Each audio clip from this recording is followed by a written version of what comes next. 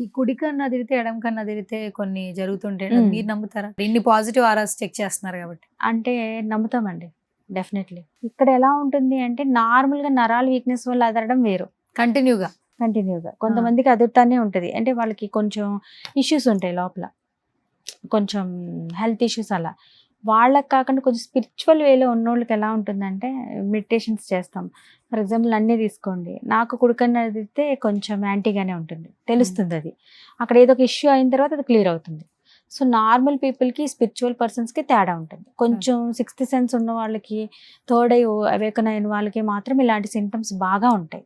ఏదైనా జరుగుతున్నా మనకి ఏదో ఒకలాగా సిమ్టమ్ వస్తుంది. అది యూనివర్స్ నుంచి ఏదో ఒకటి తెలుస్తదనమాట. మనం ఏదైనా మంచి పని జరగబోతుంది, మీ లైఫ్ స్పీడ్ అవ్వబోతుంది అంటే మీకు హార్సెస్ కనబడతాయి ఎక్కువ. పరిగెడుతున్న గుర్రాలు గాని, ఫోటోస్, గిటోస్ ఇట్లాగా కొన్ని నంబర్స్ కనబడతాయి. లైఫ్ అల్టిమేట్‌గా చేంజ్ అవుతున్నప్పుడు మీరు స్పిరిచువల్ వేలో ఉంటే మీకు నంబర్స్ కూడా గైడ్ చేస్తాయి. ఒక 2, 3 ఇయర్స్ నుంచి ముందు నుంచే ఇస్తాయన్నమాట. జస్ట్ నీ లైఫ్ ఇలా అవుతుంది, అలా అవుతుంది, అలా.